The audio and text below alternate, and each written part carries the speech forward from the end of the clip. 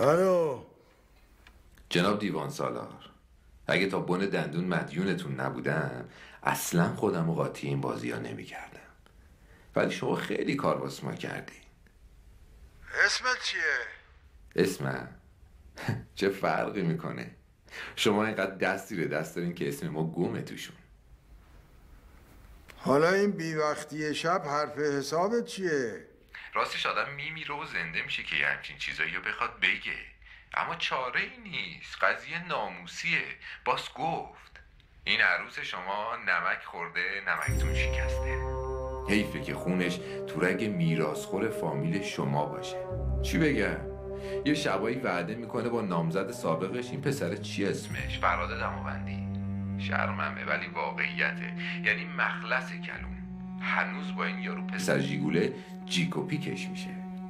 نه جیک و پیک خشک و خالی ها، اساسی مایه‌دار.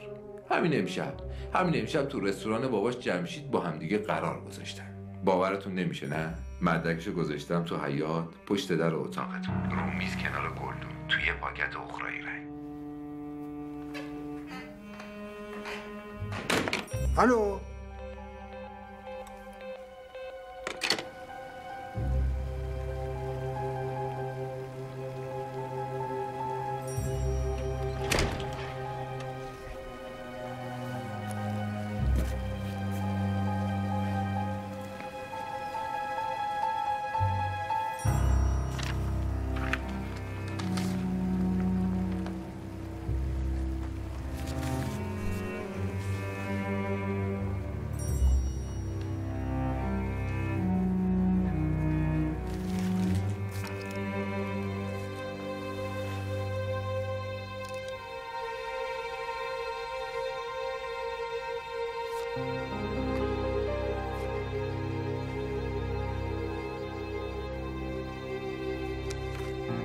این عزیزترین چیزیه که این سالا داشتم. این مال مادر شیرینه. هزاری هم طلا میریختم به باد، به اندازه یه تار و پود این ارزش نداشت. اینو بگیر بذار به حساب هدیه مادر شدنت. جاش پیش تو امن‌تره.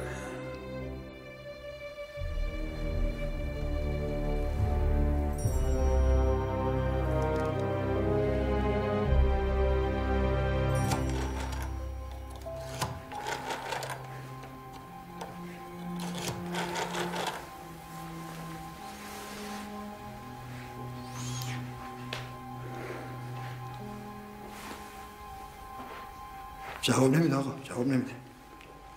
تلفن کن خونه جمشید.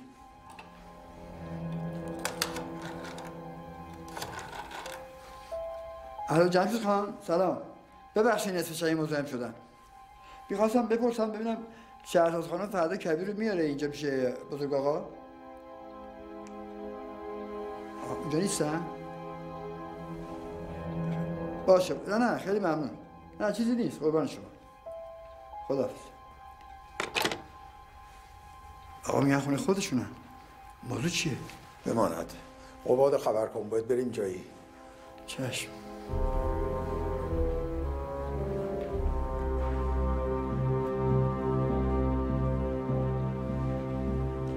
خوبی شده همون جان، کجا باید بریم؟ سوار شیم.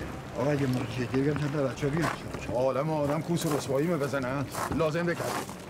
سوار شیم.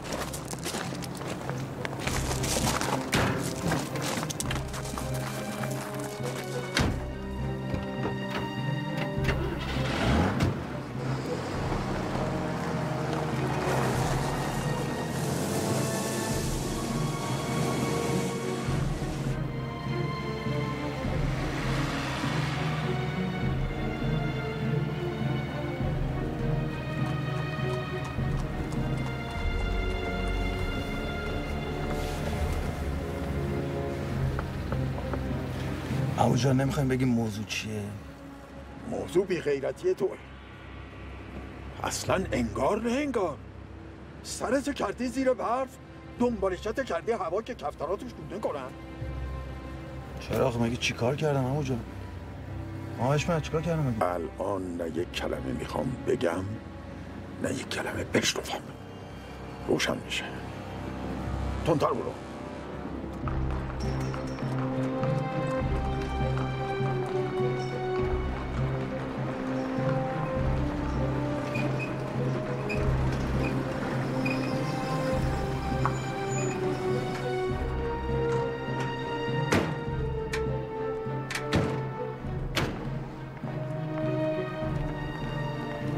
تو لازم نکرده بیای. برو بشین تو ماشین.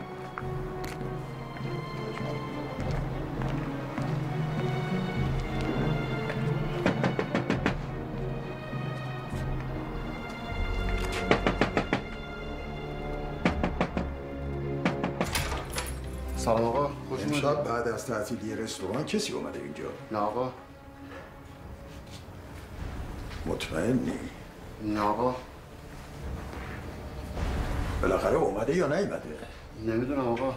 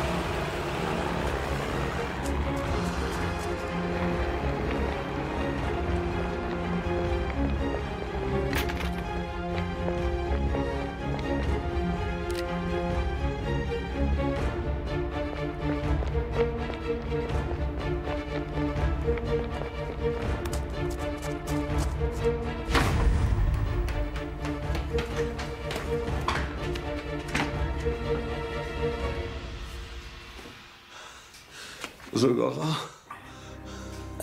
ما چیزی نمیدونیم. یادت باشه ما هیچی نمیدونیم.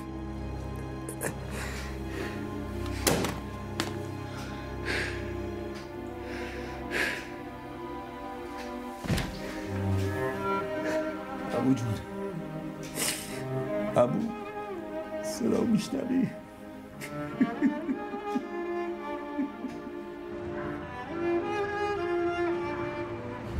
کارتو انجام دادی یا نه؟ حرف نزن، فقط برو.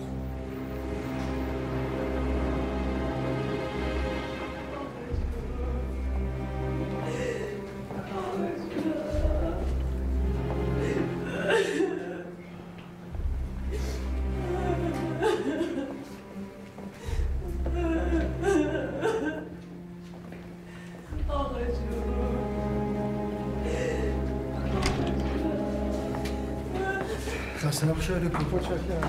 حالشون چطوره؟ عمل ساده ای نبود. بیمارتون شدیداً خونریزی داشت.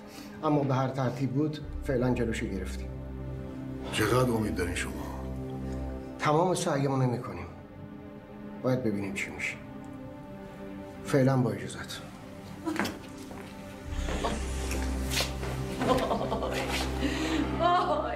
شیرین خانم بهتره برین خونه. مریض میشه اینجا. وای آقا جونم. شیرین خانم نگران نباشید، امیدتون به خدا باشه. بزرگ آقا بیدی نیست که به این بادا بلرزه.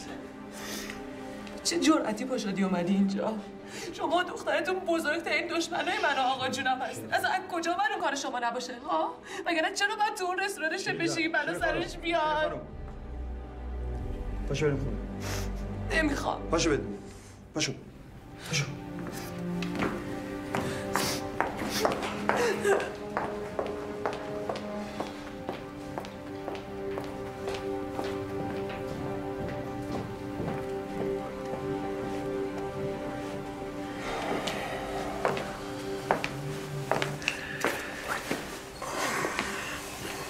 دل نگیری ها.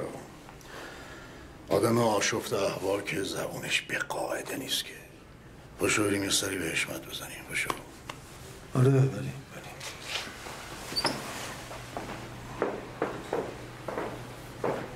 نیمه شب بود، من خواب بودم که آقا احضارم کرد.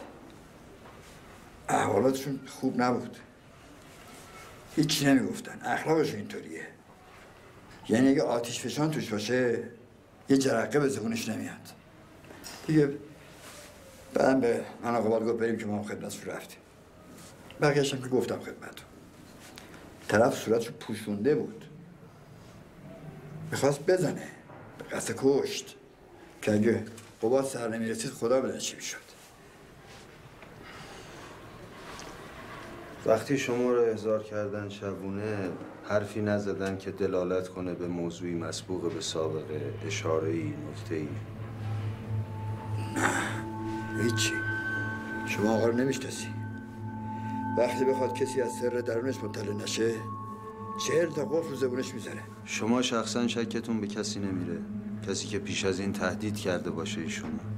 کینه‌های دیرینه، دشمنی؟ تا اونجایی که من خبر دارم آقا دشمن نداره. البته نخیر. بسیار خوب. اگه مطلب یا مورد دیگه ای بود توقع من اینه که ما رو در جریان بذارید. خیالتون راحت باشه. تا بعد.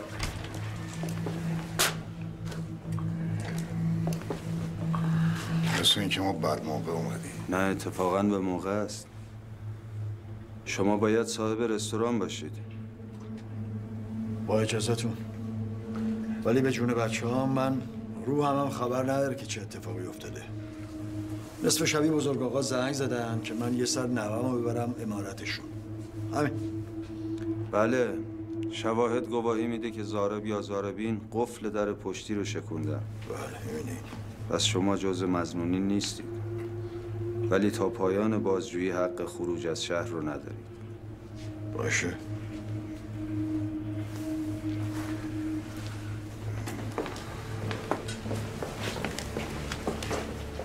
سلام علیکم. بهتری؟ آقا چطوره؟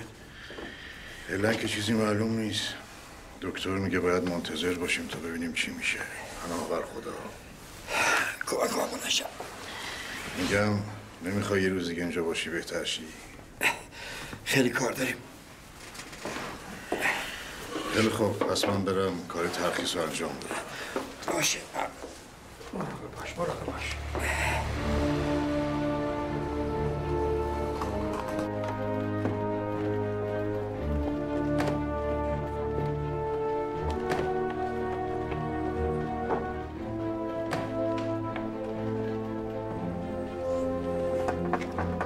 بیا تو.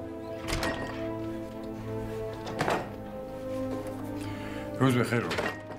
روز بخیر سرگرد. خبر تازه؟ حسب الامر سروان محمدی رو جهت تحقیق و پرسجو فرستادمش بیمارستان. خب پیرمرد که هنوز به هوش نیومده. رانندش هم که زخم مختصری برداشته نم پس نمیده قربان. برادرزادش قباد چی؟ چهره زاربو دیده؟ خیر قربان.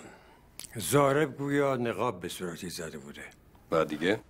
و دیگه این که 2 مامور گشتم تمام وقت در اتاق بزرگ آقا کشیک بدن. گزارش مکتوب رفت آمدها رو هم ازشون خواستم. بسیار خوب. اجالتا باید منتظر باشیم ببینیم پیرمرد به هوش میاد یا نه. فعلا مرخصید.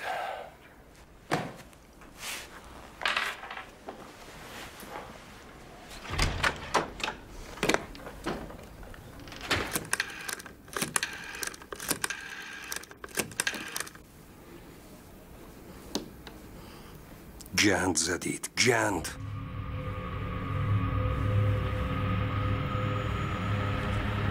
فعلا باید منتظر باشیم.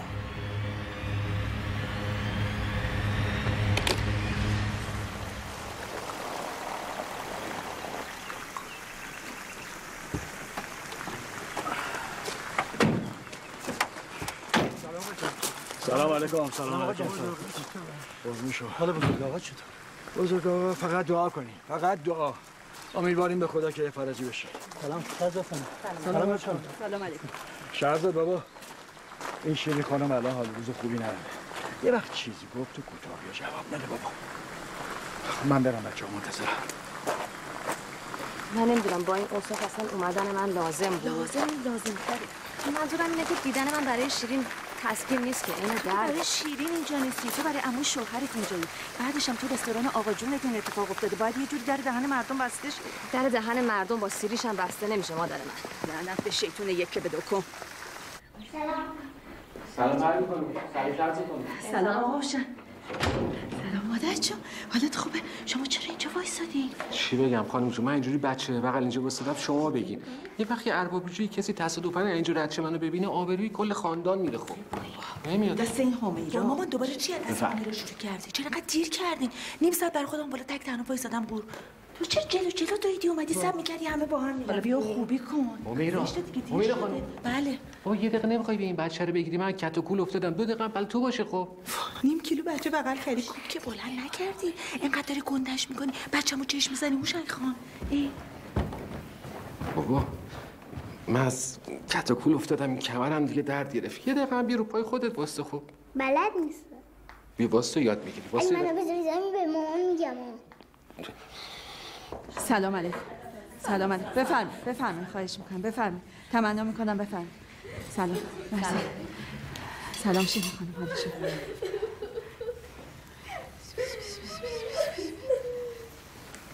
شکر خدا بزرگ آقا هنوز تو قید حیاتن. خوبیت ندارین همیشه این منو با ویلا به خاطر شیرین خانم. شیرین خانم خدا رحم کرد به همه ما. به والله که بزرگ آقا حق پدری دارن به گردن هممون. تشکر. الهی به حق 5 تن خدا بلا رو دور کنه از وجودشون. ما که یه دستمون تسبیح و نذر صلوات، یه دستمونم به آسمون و دعای شفا. شهرزاد جان مادر یه چیزی بگو. بله انشالله که دیگه واقعا از این اتفاقا نیفته. به زودی خوب میشن انشالله. انشالله شفا پیدا میکنن هر چی زودتر. انشالله خدا ما رو از دعای خیر دوستامون محروم نکنه. چشم دشمنامون هم کور بشه انشالله. الهی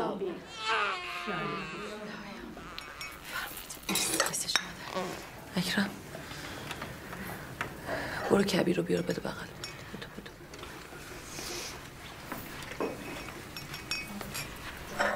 ببخشید شیرین خانم فرمودن آقا کبیر رو ببرم پیششون. امید یه مقدار ناخوش احواله. اینه که شرمنده. بگین یه وقت دیگه.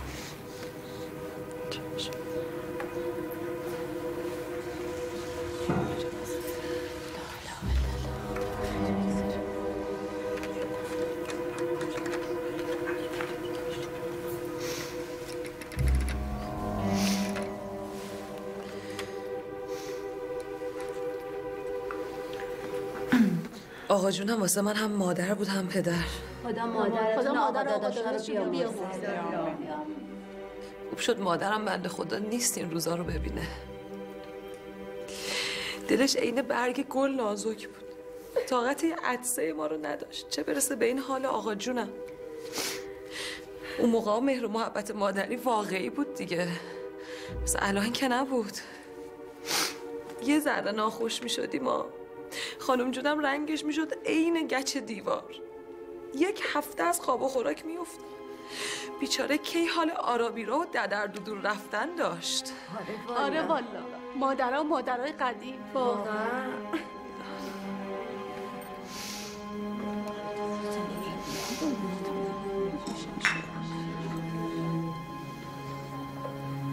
برم عوض کنم بچه رو. اجازه ده. برم مادر جون اجازه.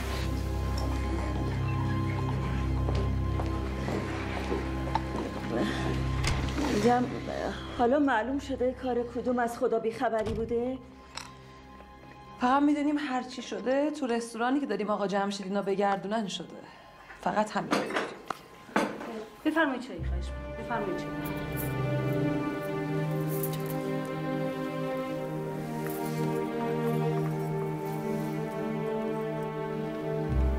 چایتون رو می‌فرمایید.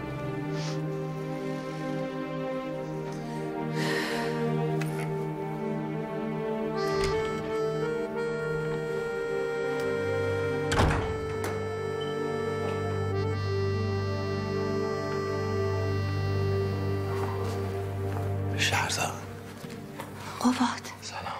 سلام. چرا رنگارت اینجوریه؟ طوری شده؟ نه خیلی نگرانت بودم. چون خودت دیشب یه لحظه دیر رسید و یارو ماهشر چنگاته بود تو مغز بزرگ آقا. بعدش که گرفت طرف من گفتم تموم شد دیگه، نه تو رو میبینم نه بچه‌مو. بده من که دلم واسش لک زده. بدی من این چی هست؟ اوه جانم عزیزی دل بابا. شنیدم همه چی رو. بیاریم اون بر.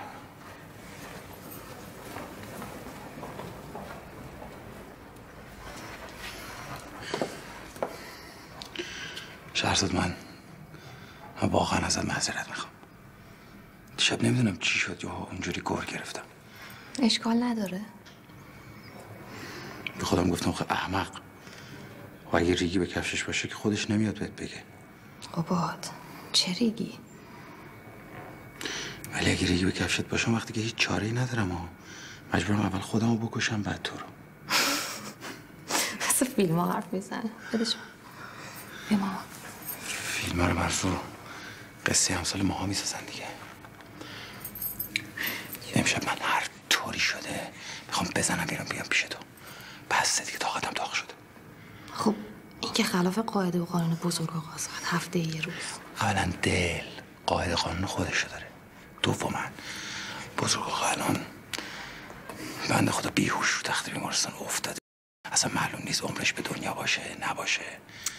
قاعده قانونش هم فعلا واسه من باد هواست. این چی؟ یه کاریش میکنم با دل راحت تنها بمونه.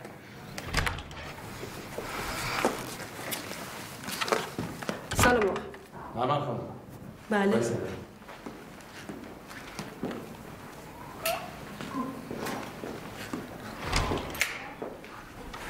بله.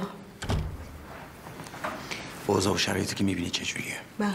هوای شیرین خانمو داشته باش. من حتما باید یه سر برم بیرون.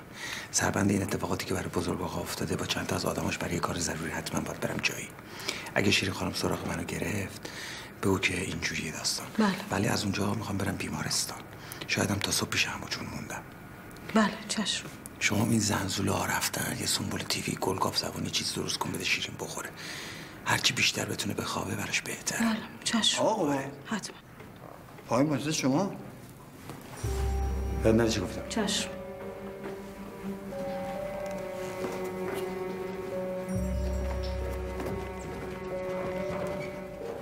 دیگه سفارش نمی‌کنم ها.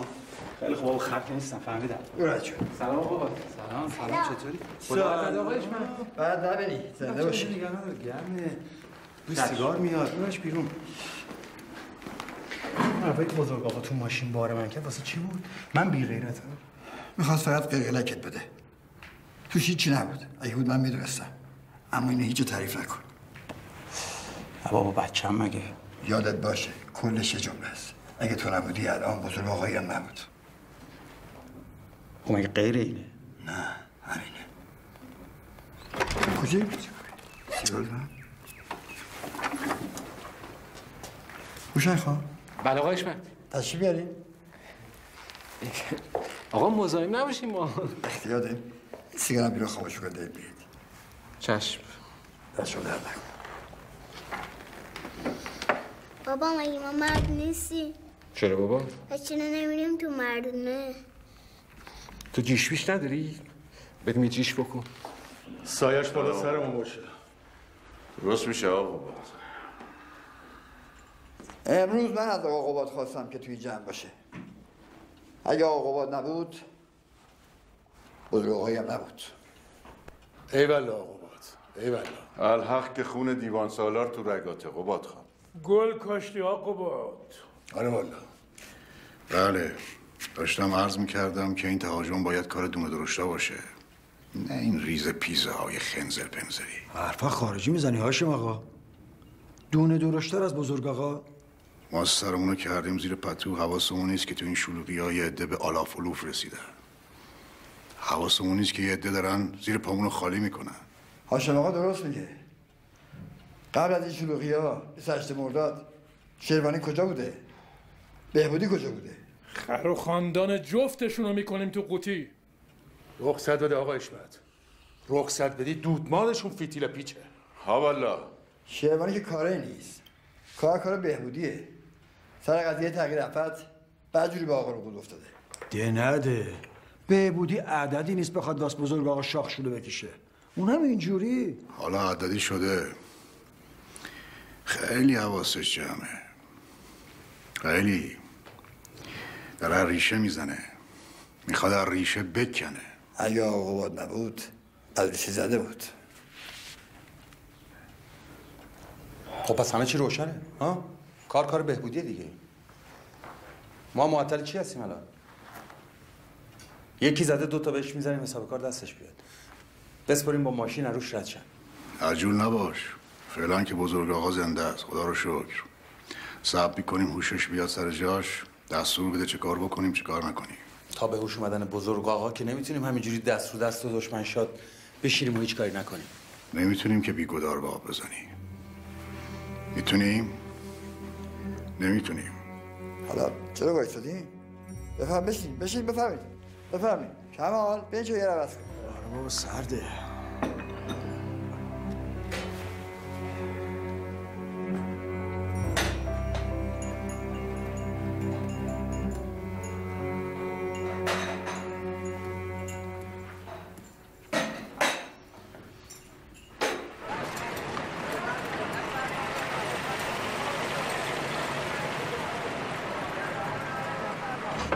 نمیدونم.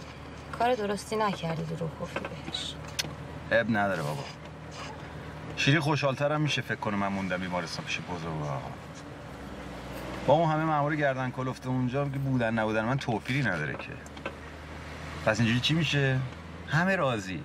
من راضی، تو راضی، بچه راضی، شیرین راضی، گور بابای ما راضی. این میگن سیاست. ولی اینجور سیاست بدتر ممکنه بزنه همه چی رو خراب کنه. نه اگه حواست جمع باشه. حالا کجا داریم میریم؟ یه جایی که تو شب عین روز روشنه. تون شازده بابا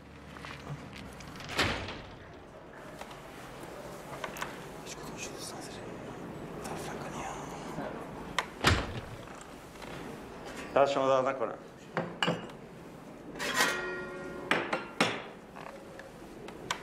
درگاه پاندر بازرستی نوش جان کنین. این 2 گردنبند هم این 2 روزه دستم رسیده. این مروارید اصل خلیج فارس خودمونه و این یکی شبیه گردنبندی که پتر کبیر به همسرش هدیه داد. تو یکی از تابلوهای چشکین هم میتونین تصویرشو ببینین.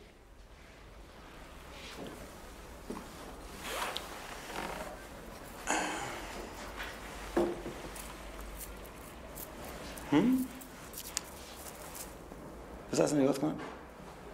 به نظر من که همش بهت میاد. میخوای همش رو ببری. بابات بر میدارم بچه میترسونی؟ موسیقی قاضریان جانم همه رو بپیچ میبریم. خانم به خاطر داشتن چنین همسری به شما تبریک میگم. خیلی ممنونم. اون قشنگه به نظر من. کدوم این؟ این؟ آره. مطمئنی؟ آره.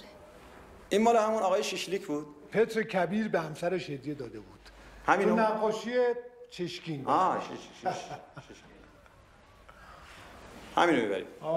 چه سلیقه‌ای. واقعا تبریک میگم خانم. مبارک باشه. دونان کاواکی. آره. مبارک عزیزم. ولی کوچولو موچولو نه. چه پدر مادر داره.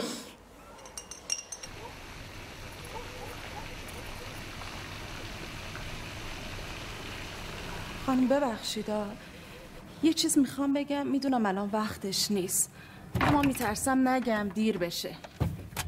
این ململ یکی دو بار دیدم کمد شما رو میجوره، حالا پی چی الله اعلم. یکی دو بارم دیدم پای تلفن داره با یکی پچ پچ میکنه، حالا با کی خدا میدونه. 2-3 بارم پاپی من شد که چی برای خانوم میبری چی برای خانوم نمیبری. بله خانم. خسته شدم از این کلکل شما دوتا.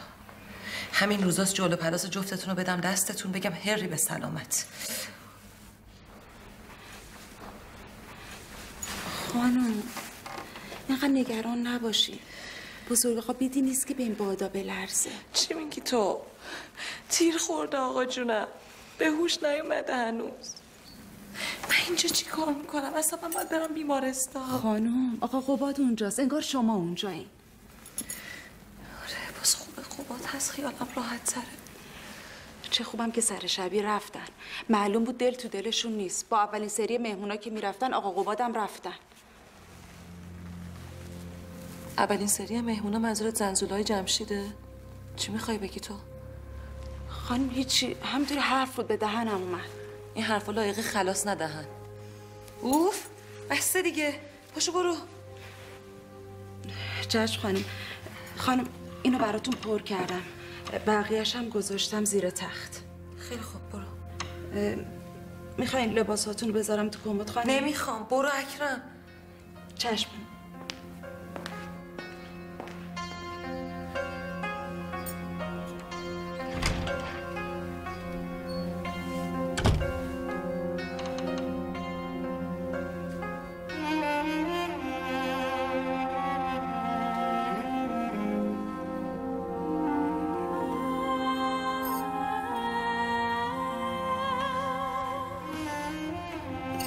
میاد به ممنون. قابل تو رو نداشت.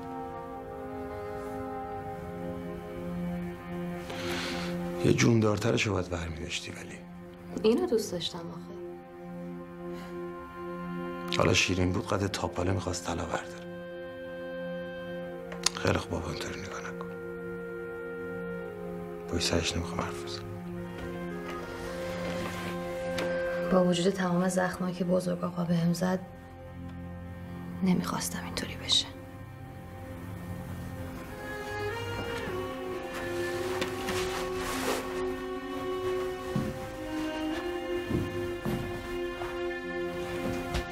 نه ترس دوری نمیشه. عموی من 7 جون داره. خدا کنه. بیا بگیر بخواب قباد. خستگی داره شوره میکنه از چشم. باشه ولی به یه شرط. تو هم بیای بگیری بخوابی، اون 1001 شبت هم با خودت بیاری. من بعد امیدو خواب کنم. بابا این 16 ما رو ببر بده این بتول بخوابونه دیگه. شبایی که من پیش تو هم اصلا خواب به چشم نمیره. اصلا حرومه، گناه کبیره است. صبحش از وجدان میگیرم چرا وقتی پیش تو بودم وقتم با خواب کشتم. ای قباد، داری زبون نرم و نازک پیدا میکنی بالاخره. دیگه به قول شاعر نمیدونم چی همنشین در من چی کرد. بله سلام. کدوم آقا دیوان سالار؟ آقا باد نیستن، امرتون.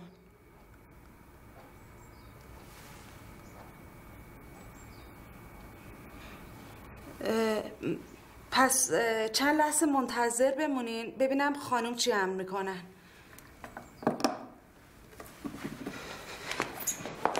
هر کی بگو بعدن زنگ بزنه. چی کارش داره بذار 2 دقیقه بخوابه؟ به تو چه مربوط؟ مگه از تو پرسیدم؟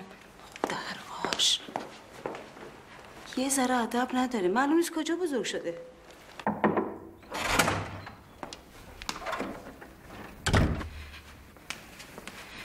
ببخشید خانم، اگه کار واجب نبود مزاحم نمی شدم. از طلا فروشی قاضاریان زنگ زدن، گفتن آقا قباد دم غروبی اونجا بودن، یه کلاه بچه جا گذاشتن، نشونی میخواستن کلاه رو بفرستن. والا منم نمیدونستم نشونی بدم ندم. الانم منتظر جوابن، هرچی شما دستور بدین. سلام، من شیرین دیوان سالارم. ببخشید قضیه این کلاه بچه چیه؟ بسیار خوب.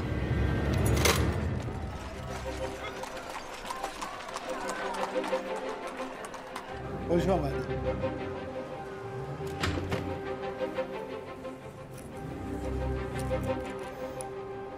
جواناک مارتن پاگنگ.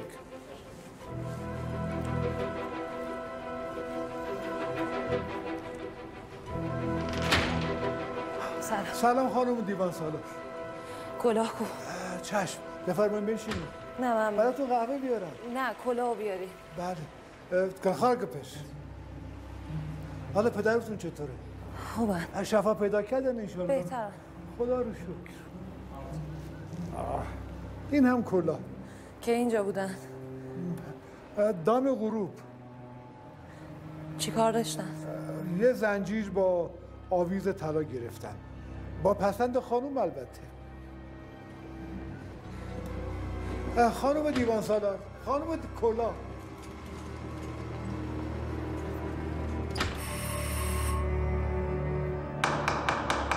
این وقت شب چقدرم زنگ میزنه باش سر آورده.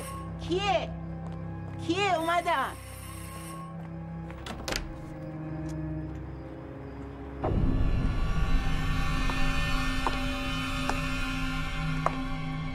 سلام شیرین خانم. بدو برو این مرتیکه رو صدا کن بیاد پایین ببینم. بدو. نیستن؟ پس ابو طیارش دمه در چی کار میکنه ها؟ ماشینشون هست اما خودشون نیست. آها، واسه من مرد غریبک بازی در نیار. زنی که دد مطبخی. یادت رفته چند نفر رو واسطه کردی، چقدر التماس کردی برات گردوندم سر کار؟ آره؟ برو صداش کن بینم. بدو.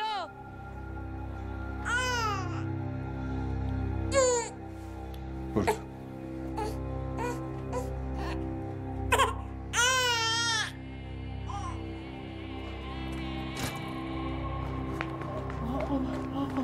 شیرین خانم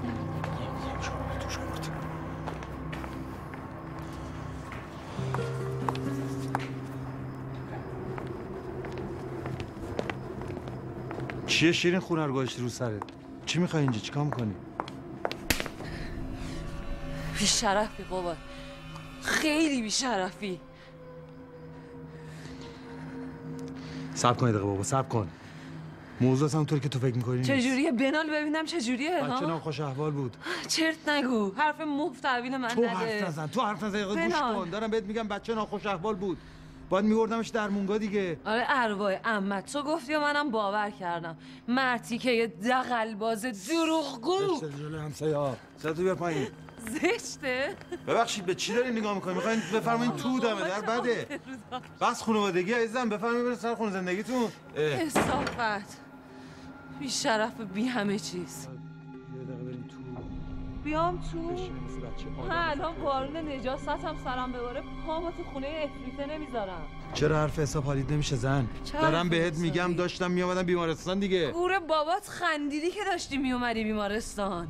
آقا جونمو ول کردی به امون خدا پی کیف حالت با این زنیکه بی همه چیز تو رود قباد. حرف دهنتو بفهم شیرین. هر چی بهش نمیگم. چی مثلا میخوای تا خیر خودت خفه کردی بود گند الکل نمیذاره بفهمی چی از دهنت داره در میاد. دست پیش گرفتی پس نیفتی. آره اصلا دست پیش گرفتم. چی میگی تو؟ چی باید بگم؟ چیکار باید بکنم که تمامش کنی؟ تو هیچ کار نمیخواد بکنی. تو برو بمیر. میخوام بمیری. هم تو بمیری همون زنی که بی همه چیز. من که خدامو بمیرم چشم تو چش تو یکی در بیاد شرت راحت شه. از شر من؟ وایسا بینم غبار. از شر من؟ شر 7 جد آبادته. فقط بلدی آبروریزی را بندازی. نیست تو زن امولت خیلی هم آبرو داری.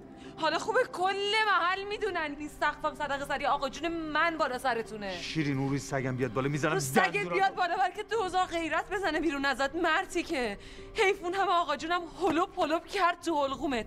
یه امشبم نتونستی نیای پی الباتی. تو که هیچ وقت نفهمیدی، هیچ وقتم نمیفهمی. واسه وسط این حیاط تا صبح واسه خود هوار کن. من میرم بگیرم بخوابم بابا. غلط میکنی. کجا؟ وایسا بینم. حواس نداری که رفتی واسه انتر خانم طلا بخری کله بچه‌تو جا گذاشتی. تو مغازه قاضاریان. مثل آقا جونم حالش خوب بشه نشونت میدم، به هر دوتاتون نشون میدم. خاک سیامیشونم تنهایی را هون بدبختتون میکنم.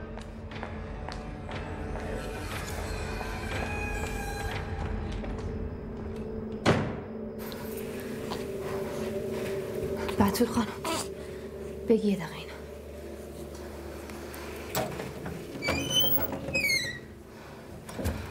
قباد چی شد؟ چی میگفت؟ حل شد، برو بگی بخوام. ببینمت. قباد دماغت داره خون میاد. بابا طوری نیست. چیزی نیست. وایسا ببینم کجا رفت. حالش به قاعده نبود. مست و لایعقل بلند شد اومد اینجا خونه رو گذاشته رو سرش. بوی گنده دهنش هم حیاتو برداشته. وقت من نگران باشم الان کجاست؟ قباد تو بهش دروغ گفتی. باباش که بیمارستان، غیر تو هم که کسی رو نداره. کاش میرفتی دنبالش. حالا همینم مونده این وسط تو هم واسه من پشت اون در بیایی. پشتش در نمیام. دیدی که تو حال خودش نبود. الان میره یه بلایی سر خودش میاره ها. کجا گذاشت رفت؟ درک. چی میگی تو شهرزاد این وسط؟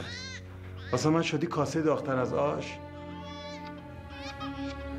بابا ببر صدای اون بچه رو. بتول خانم سرم رفت. بله بابا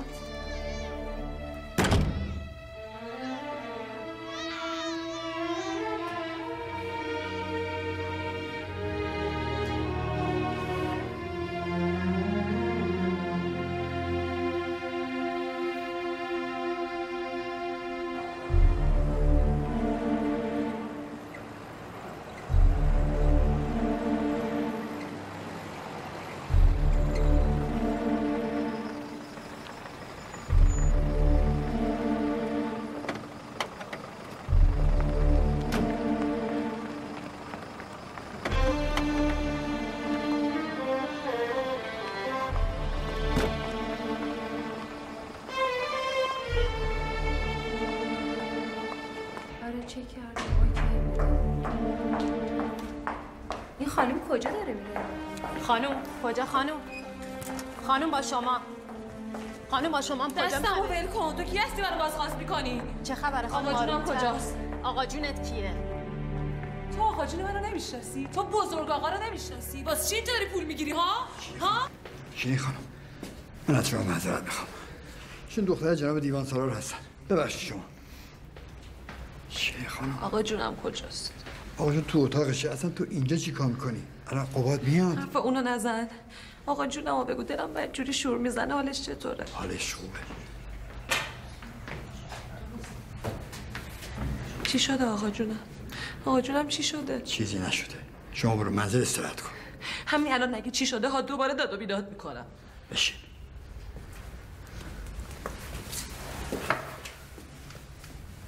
دم غروبی ناغافل قلبشون درد گرفته. مجبور شدن عملش کنن. قلبش؟ آقا جونم سکته کرده. متاسفانه بله. الان حالش چطوره؟ حالش خوبه. چرا یه جوری میگی حالش خوبه؟ چجوری میگن؟ پس این همه دکتر پرستار اینجا چه غلطی دارن میکنن؟ آقا جونم چرا اینجوری شده؟ آدم مگه تو بیمارستان هم سکته میکنه؟ آدم تو بیمارستان سکته میکنه؟ نه میخوام بدونم که شماها چه غلطی میکردین؟ ها همش غیر و فرو ادا اطفال. برای خانم اینجا مریض خوابیده آروم برو که من میخوام آقا جونمو ببینم. قدغنه. آقا جون من کل این بیمارستان رو با جاش میخره و میفروشه. قدغن سیری چنده؟ ها برو کنار ببینم. نمیشه خانم. نمیشه چیه؟ نمیشه. چرا حالیت نمیشه؟ من دختر بزرگ آقا دیوان سالارم. شناختی؟ تو حرف نزنش من. تو هم مقصری. اگه مراقب آقا جونم بودی الان به این روز نمیافتاد. چه خبر این سر صدا چیه خانم؟ آقای دکتر این خانم همتون میخواین آقا جون منو بکشین. همتون با هم دستی. منظورتون نمیفهمم خانم یعنی چی؟ من بدونم چه غلطی میکردین وقتی آقا جونم به این روز افتاد. کور بودین که سکته کرد. آره سرکار خانم مریض ممکنه تو بیمارستان سکته کنه. ممکن نیست آقا ممکن نیست. شما سکتش داری همتون دستتون توی کاسه هست. آقای دکتر مریض آرست کرده. بفرمایید. چی شده؟ آروم چیزی نشده. چه بلایی سر آقا جونم میخوای بیاری؟ برو که نمیشه. برو که آقا جون بگیرش. آقا جون کجا؟ آقا جون آمپول اپینفرین یه موثرش کم بشه. ننه باباتون رو به عزاتون میشه. ببریدش بیرون اینا.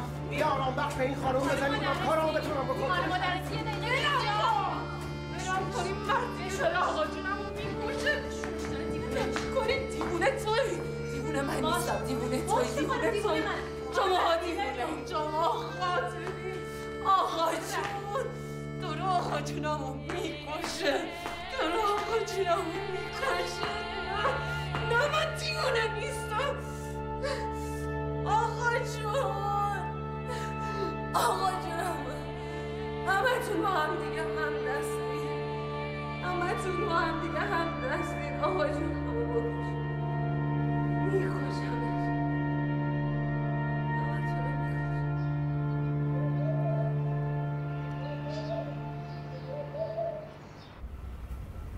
آقا دیگه با من کاری نداری؟ سلام خانم کوچیک. سلام بطول خانم. صبح بخیر. نخوابیدی دیشب اصلا؟ بشین دقیقه.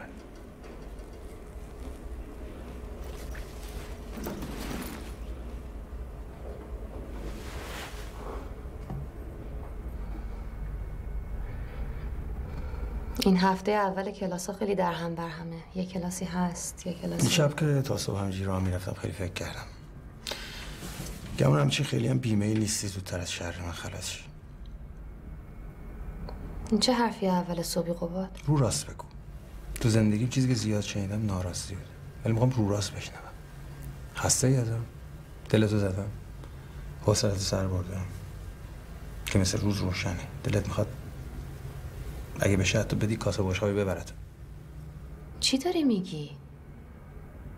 همش به این خاطر که گفتم برو دنبال شیرین؟ یا هنوز مال همون داستان قباد؟ من واقعا تصادفی دیدمش. چی نگو. تو به من گفتی تموم شده جشن گرفتیم مثلا. فقط برای اون نیست. یعنی برای اونم هست ولی برای دیشب هم هست. دستی دیگه بفرما رو از خونه بنداز بیرون دیگه.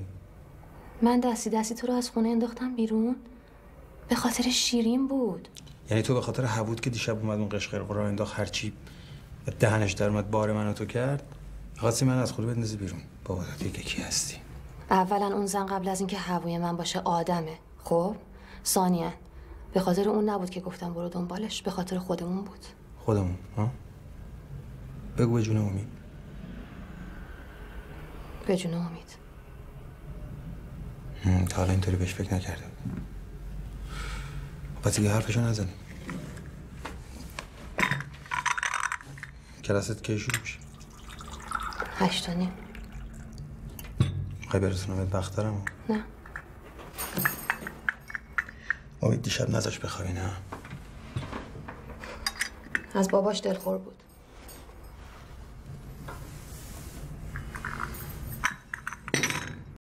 حق داشت.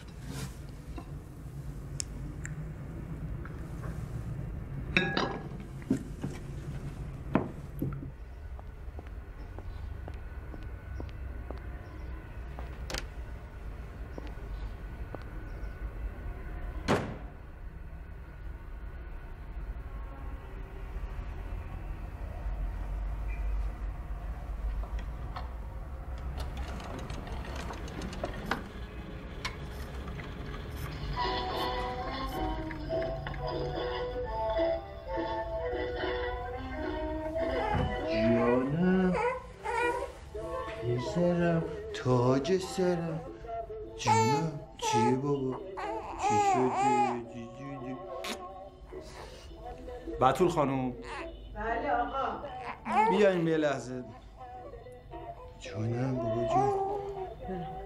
این 16 ما رو باید فکر کنم عوض کنیم. جونم چلیب کیانه پیتی پتا پتانه چلیب کیانه.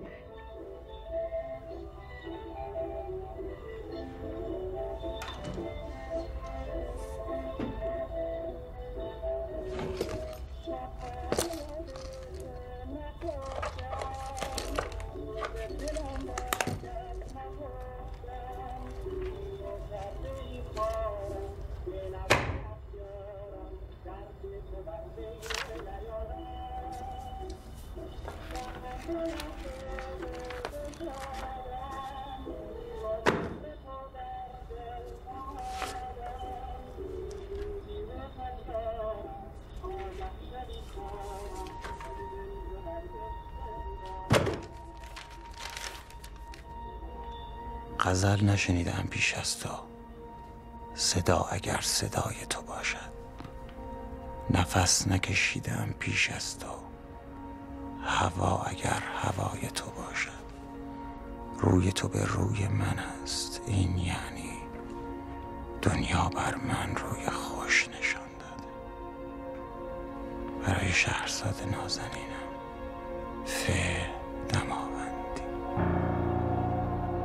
آسمون آبی گرفت، دنیا نکرد سر. آسمون آبی گرفت. گفته بودم بی تو میمیرم، ولی این بار نه.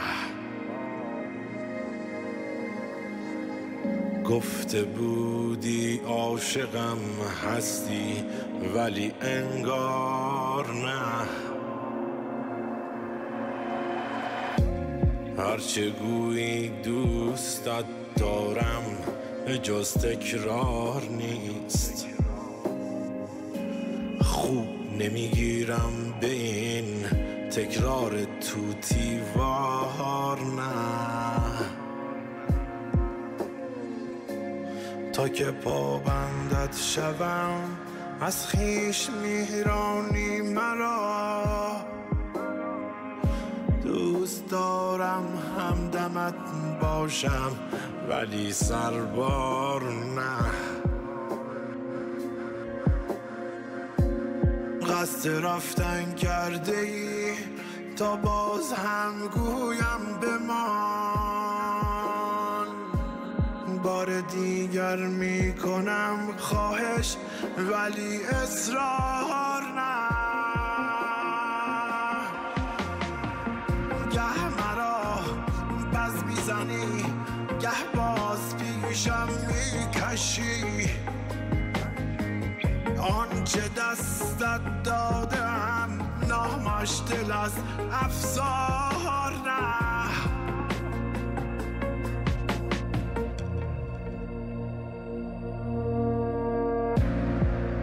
آسمون آبی گرفت، دنیا نکرد سرد. آسمون آبی گرفت، دنیا نکرد سرد. ما چه تا دل خوش کنم لای همه بر، لای همه بر. میروی اما خودت هم خوب میدانی عزیز. میکنی گاهی فراموشم ولی انکار نه. سخت میگیری به من با این همه از دست تو. میشوم دلگیر شاید نازنین بیزار نه. گه مرا بز میزنی گه باز پیشم میکشی. آنچه دستت دادم نامش دل از افسار نه.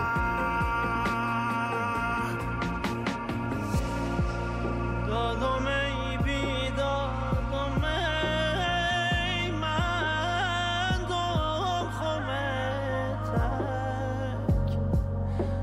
من دم خمه تک. مرغی آمد به نشونمون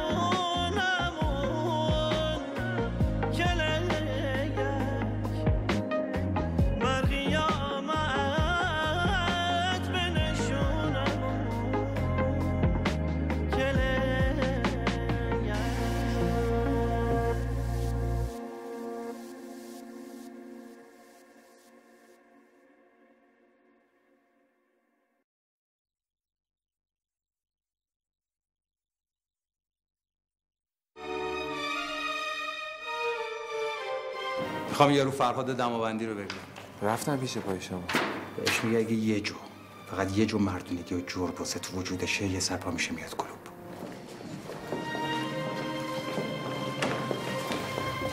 نکنه یه طوری بشه دیگه چشاتون رو باز نکنیم. بزرگ آقا سالم از بیمارستان بیاد بیرون، کلاه هممون پس مرکز آقایون.